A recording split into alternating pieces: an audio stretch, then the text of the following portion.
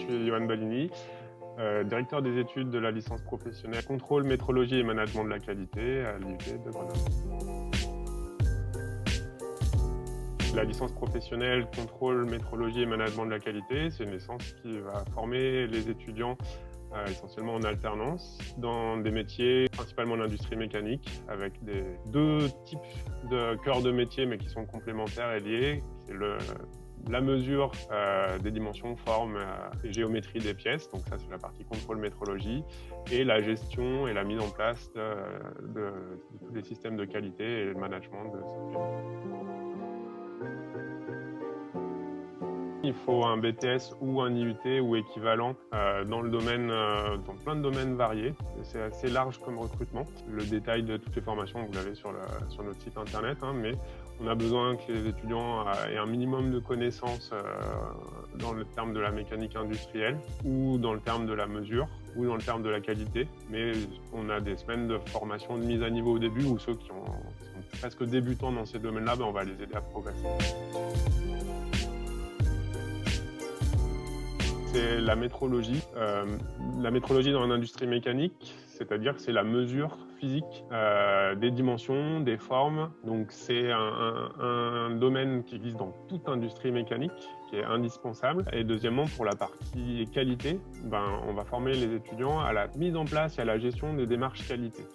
Alors pas dans le but de leur faire lire et apprendre par cœur des normes, mais dans le but de rendre ça concret et pragmatique pour apporter des choses à l'entreprise et aux équipes avec lesquelles ils vont travailler.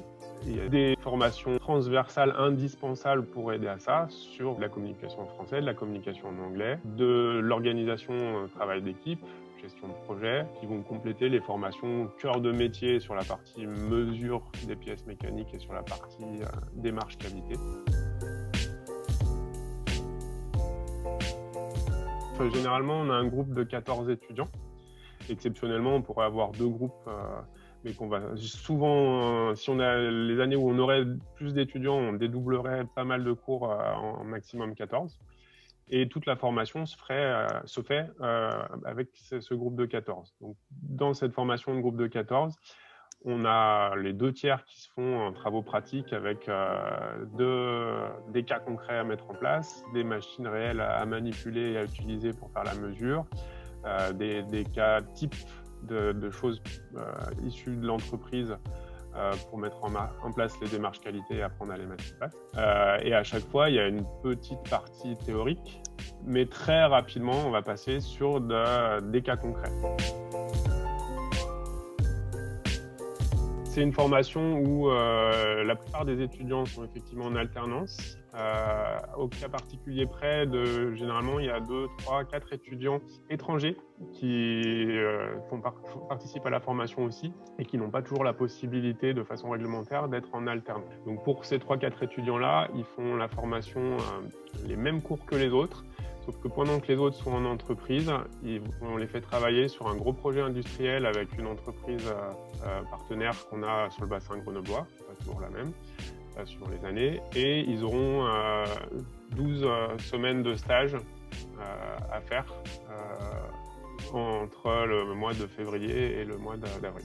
Pour tous les autres, donc qui correspondent aux 3/4 des étudiants, ça se fait en alternance. Donc il faut qu'ils trouvent une entreprise, on va les aider à ça évidemment, même si on ne va pas faire tout le travail à leur place. Une fois qu'ils ont trouvé l'entreprise, le rythme est généralement de 2 ou 3 semaines d'affilée de formation, alternées avec 2, 3, 4 ou 5 semaines en entreprise.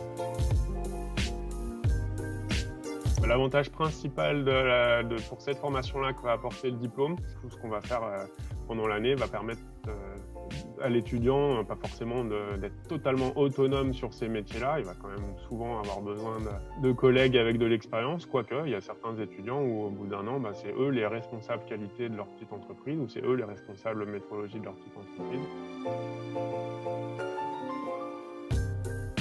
Alors avec l'arrivée du BTE final, on n'a pas encore tous les éléments.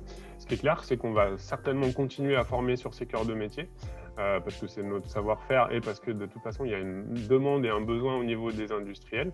Il y a plusieurs possibilités. C'est soit de continuer à avoir une licence professionnelle telle qu'elle en parallèle du BUT, soit qu'elle soit intégrée en deuxième et ou troisième année de BUT et qu'à la fin, on fournisse un diplôme BUT option métrologie, management de la qualité.